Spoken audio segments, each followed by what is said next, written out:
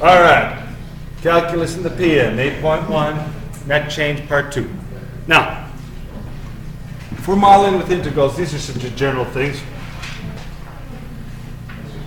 As I've mentioned before, I've already talked to you about this. You can approximate, if you want, using Riemann sums. Depends if you're given graph data that might be appropriate with Riemann sums. If you're given chart data, Riemann sums is most likely the way to go. Whether you use a left or a right or a midpoint or a trapezoidal sum, it depends on your request made. Okay. If the function is f of x, a to b, like from 2 to 7 is the interval, and you partition the intervals to subintervals of length, the same length, delta x, the approximating sums will have this form of the sum of the function, delta x, right? The c is a point in the kth subinterval. We don't use that notation too long, but well, we could just say it's the sum of this function for k intervals. We have taken a look, though, at how summations work, and that was on that chapter 6 review and so on. We could work with that some more. So you could think of it as summations.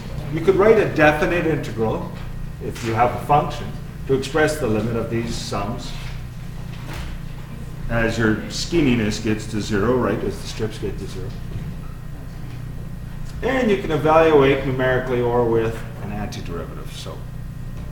So basically, somehow you got to figure out this function, put it in an integral, and then evaluate. That doesn't really tell you a lot. Well, we learn by experience. Example 4, modeling the effects of acceleration. Let's think about this. And then I start with a lot of physics examples, acceleration, but then later on we're going to have speed of shoppers entering a store. Well, that's no different than speed on the street. You might have rates of change, basically. How quickly the centimeters squared, the surface area of a sphere, a ball, as it's blown up and expanding, changes with respect to the radius. That's still a speed. There's just no time involved. It's like a rate. There's all kinds of things, but we're going to stick right now to speed, acceleration, and then we'll branch out.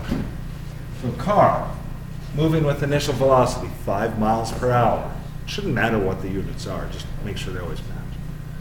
Accelerates at a rate of, acceleration, 2.4 t miles per hour per second for 8 seconds. Now, does that make sense unit-wise? Should, if you understand acceleration to be the change in speed over time, that rate, yeah? This is per second, so miles per hour per second. Okay? For 8 seconds. That's a long one. Is that a crazy acceleration rate? Well, we'll find out. So, how fast is the car going when 8 seconds are out? Now,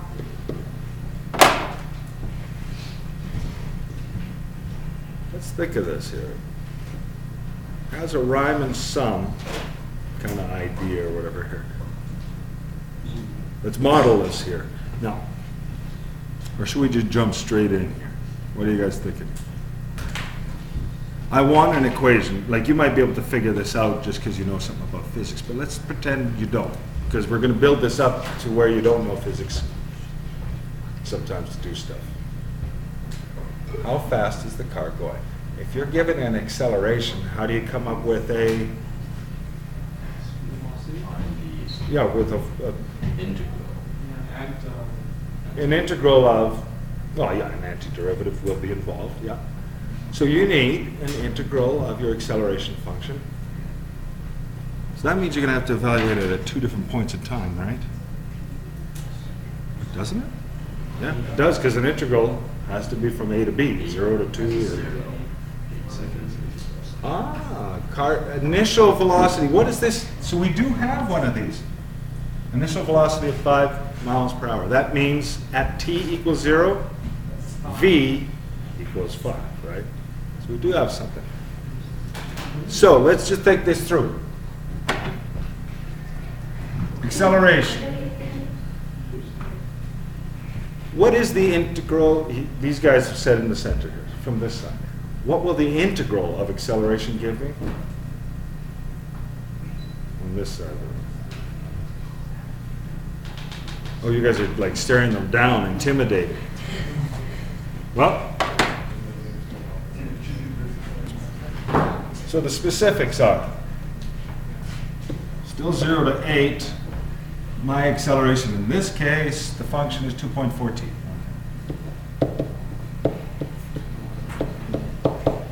V8 is what we're looking for, the velocity at 8. Subtract initial velocity of 5. Okay. Now we're cooking with gas, right? Hey, you see, you've solved this problem for the last 2 chapters, haven't you? Now, you can do this one without a calculator. Only a loser would grab his calculator. Just kidding. Anyways. So, 2.4t. Antiderivative is half of that t squared, right? Half of 2.4 is 1.2. Agreed? Yes. Okay. So I'm going to put 1.2t squared. So I'm going to put 1.2 8 squared. Subtract 1.20 squared. You guys agree with this? So 0 is equal to V8 subtract 5. 64 times 1.2. You probably would not have that calculation. Not that it's too hard, but you wouldn't have that calculation. Most likely, you should be able to do it, but it wouldn't be on the AP exam in the non-calculator section. Probably. It would usually be a whole number. 2 times 64. So 64, right, times 1 plus 2/10 of the 64. So that'd be 12, or 13.6? Is it 72 plus 13.6? Yes, it should be 64 plus. Oh, 72. Yeah. Sorry, I said 72. Yeah. 64 plus 13. 72. Yeah, no, I did the wrong thing, didn't I? I did do the wrong thing. 6 plus 6 plus 8, 12.8. Anyways, it's 76.8, isn't it? Okay. Now, if I was actually to do that, I'd do it on paper. I'm saying 76.8. You could have used your calculator to do this, and I actually suggest that you would. But right now, we're working stuff out. Okay, so what's V8? Add the 5, right?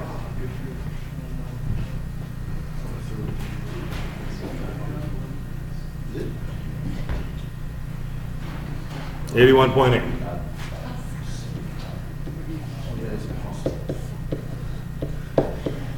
Unit is important.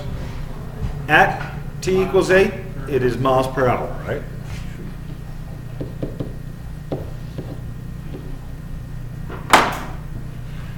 I don't know an official abbreviation for miles, so I often use MI or whatever. But you'll see books often say MPH, which is very unmathematical, miles per hour, but whatever. Okay. So many of you. Sure, you are not unique. You're not special at all. How far did they travel during those 8 seconds? Now what? We need a strategy here. Now you usually are given a velocity function. I'm going to pause the video. Acceleration divided. This is kind of new to you. You've seen stuff like this though before. But would you guys agree this is a function that will give you velocity? Yes. At any time after 0? We know it at 0 though, don't we? 5. It was told. That's why I chose 5. If they had said that the velocity at 3 seconds is 12, I would have went from 3 to t. Okay. I have to use a known value. Now, this is my velocity function. You could simplify this velocity function, could you not? But, hey, take a look at this velocity. If I do the derivative of the velocity function, what should I get? Like acceleration. If I did the derivative of this, I get acceleration is what you're saying. If I do the derivative of this, now usually you see this with mismatching variables. That's where I was getting mixed up with my axis. What would you get? You get the 2.4t right out of it, right? Okay. So this is making sense. This is a good function. I'm just trying to get you to consider this. So, how far did the car go during those 8 seconds? First, I need a velocity function. Let's simplify this velocity function so that I can get a distance traveled. So, am I going on this? Yeah, I am. Okay. Let's not waste time. So, what do we do here? The antiderivative is 2.4, half of it, t squared. So 1.2, we already worked this part. Yeah, so at 8 seconds. Now, I'm going to just do this for a second here, though. T to 0, right? V of t is equal to. Then I put in the t here. This is why usually you have x and dx a mismatch here, but that doesn't matter. Anyways. We just plug t in it, it's itself. 1.2 t squared minus. Do we understand that other, when we plug in 0 into this, we don't really know what this is? I shouldn't have done it this way, actually. I should have done it the way we did before, because this looks confusing, doesn't it? A little bit. My mistake. Because I'm going to invent something, and you're like, where did you throw this out here? Because if I put 0 in here, it's minus 0, but that doesn't tell me anything other than the change in velocity. I did make a big mistake here. Sorry. We have to know this.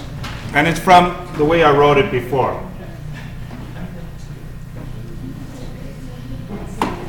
I made a mistake.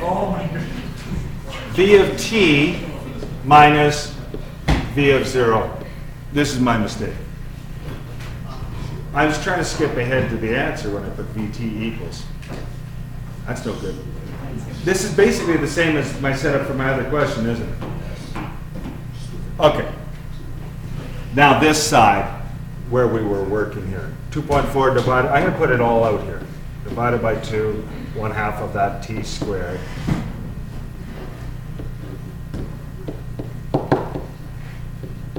Vt minus, we know v0 is 5. Okay. We're all good with this. Half of that is 1.2 t squared, right? And when I plug t into it, it's 1.2 t squared. When I plug 0 into it, it's nothing, right? 1.2 t squared. I'm going to put the subtract 0 in there. Oh, so there you go. Minus 5. Okay. Are we good on this? Fundamental theorem again, right? Now we could solve for Vt. We can. You toss the 5 over, and you got your function.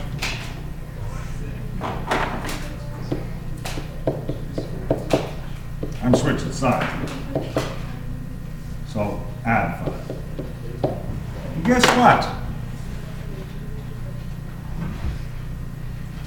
Do you guys know, essentially, this is your V naught, your initial speed, right? Don't you always add that in? What is that one equation? This is a variation of that. V naught EKT? No, I'm thinking physics. Oh, yeah, no. Yeah. 1/2 AT squared. Yeah, we're not there yet. Oh, okay, yeah. Yeah, we don't remember those. Yeah. You don't remember those? All you need is calculus to remember them. You just need one thing and then you got it. He taught us how to do them, but Oh, you could do it by areas, right? He taught you with a graph. yeah, You guys should be able to like latch on like that. no. He said that we're going to be given one. I know you're going to be given those, but I mean, you should understand them for physics and calculus reasons. So many reasons. I got a velocity function. That's not what I really wanted, though. It's only to get me how far I've traveled. Integral of that between what and what? Those 8 seconds, 0 to 8. There we go. Now, to find the distance, the book typically uses S. I really don't care if you use S or not, but I'm going to use S. So if you do the integral from 0 to 8 for this velocity function, you should get the distance at 8 and the difference between the distance at 8 and the distance at 0. You will get, not a position, but you'll get how far you've traveled during those moments.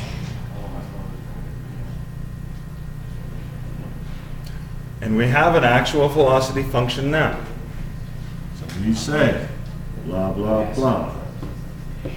0 to 8 for 1.2 t squared plus 5 dt equals s of 8. That's what we're looking for.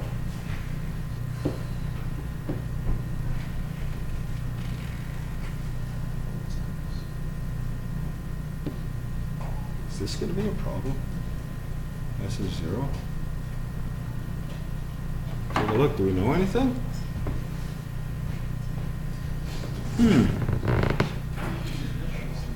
How fast? A car moving with initial velocity for 8 seconds. How far did it travel? How far did it travel between 0 and 0 seconds? So the way we're defining this function, does it make sense that at 0 seconds in this case, the distance traveled is 0 seconds? Okay, you got to ask yourself that. Because really and truly, these are, okay. In this case, you're assuming at time 0 you've traveled 0, unless they've told you something different. But that's when you want position. We're just wanting net change. So anyways, we got to do this antiderivative, and I've heard people say this. So, cubed, right? T cubed. That means 1/3 of 1.2. 1/3 of 12 is 0.4. Well, of 12 is 4, and this would be 0.4. I'm assuming that you're talking this. 5t. If there was a 0 point like that you started at, the actual function would include that.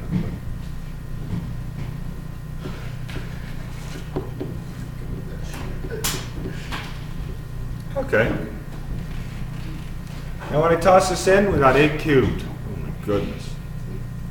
Use your calculator. 64 times 8. 64 times 8 is 128, 256, 512. Right? Plus 5 times 8. So 512 plus 40. 512, 552. So you evaluate.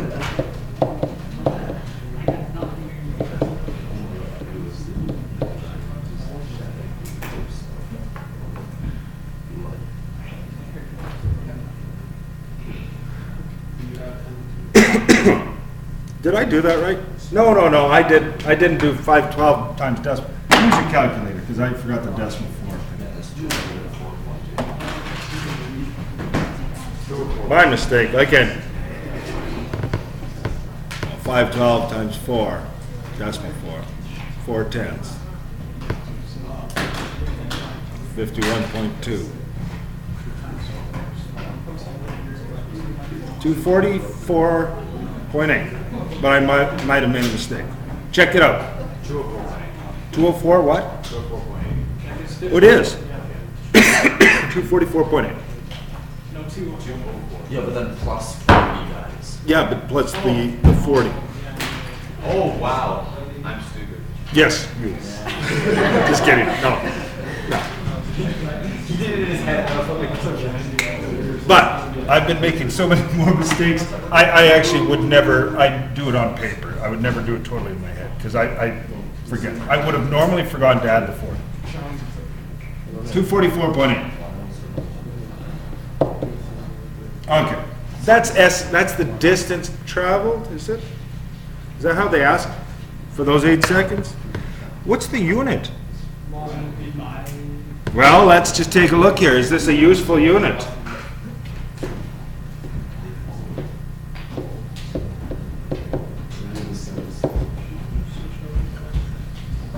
You're doing an area, right?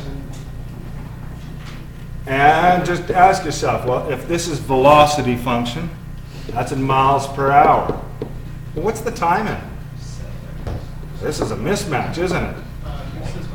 Miles per hour, this is what I'm getting at. We really want miles per second, would be easier over 8 seconds. So we have at the moment this unit, miles per hour times seconds. That's garbage. That's not. What is an hour as far as seconds are concerned? This is what I was trying to get at. So, what's the quickest way to convert this? I take a look at the units and think, well, I only had seconds here, but 1 hour I can replace it with the equivalent amount of seconds. 60 times 60, 3,600 seconds. So my next thing is 244.8 miles instead of per second, though. I'm going to say per hour. I'm going to say per 3,600 seconds. That's an equivalent statement, right? Times seconds, because that's the other unit we're multiplying by. Then we got rid of it. You got to divide that out, though. And I'm not. 0.068. I'll trust you. Yeah, And is that proper rounding? yeah, it just. You went 3 spaces. That's good. No, it just on. Oh, actually, that's where it cuts off. Yeah, that's right. 068. I don't know why today I'm not thinking straight. It's taking me forever to do this stuff.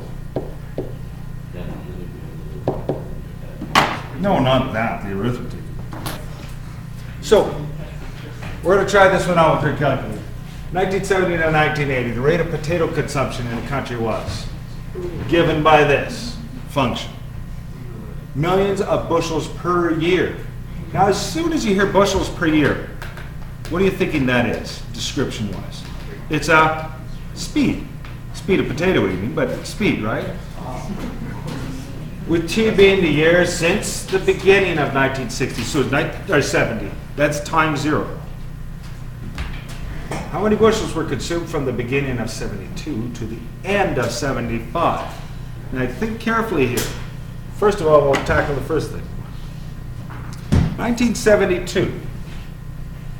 So if this is T equals 0, the beginning, January 1st, right? This is T equals 2. The end, so December 31st, midnight, 1975 is really January 1st, 76, right? Right. So we'd say T equals 6 there, right? Because that's where 6 starts.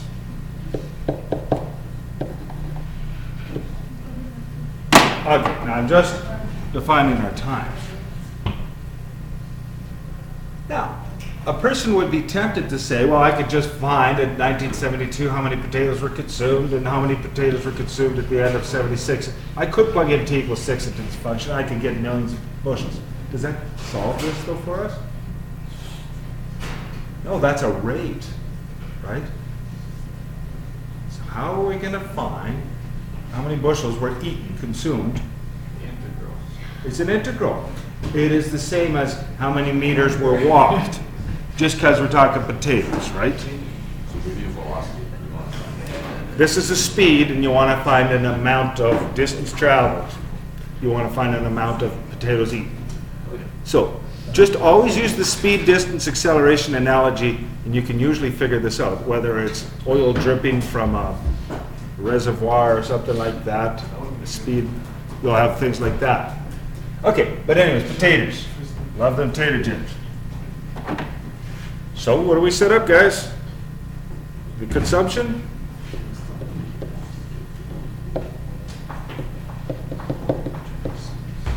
For that period of time, from 2 to 6. I'm just writing this down because you guys aren't talking. 76. I was born during those years. Come on, guys. I heard integral. What am I going to set up? 2 to 6. 2 to 6.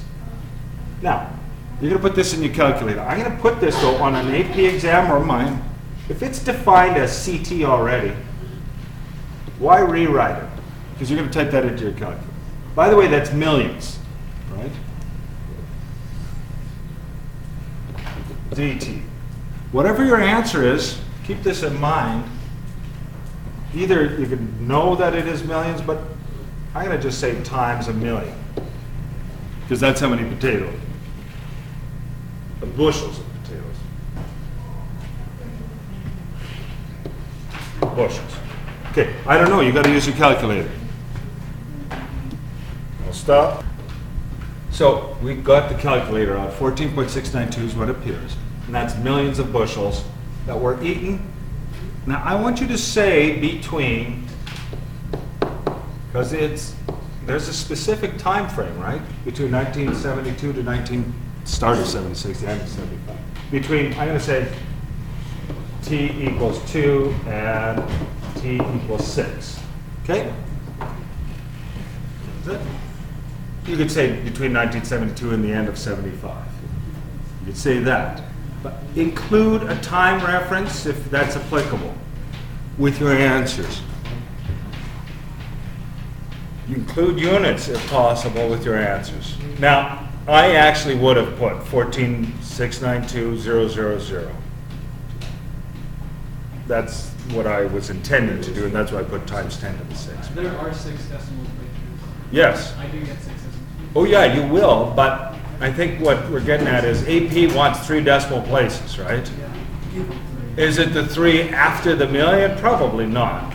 Like, I think in this scenario, this is good. 14.69200, like, yeah. But there's no harm in including extra decimal places, ever. Go to town if you want to put 14. Okay? Now, what kind of stuff should you do now? Like, we could talk about this later. This one.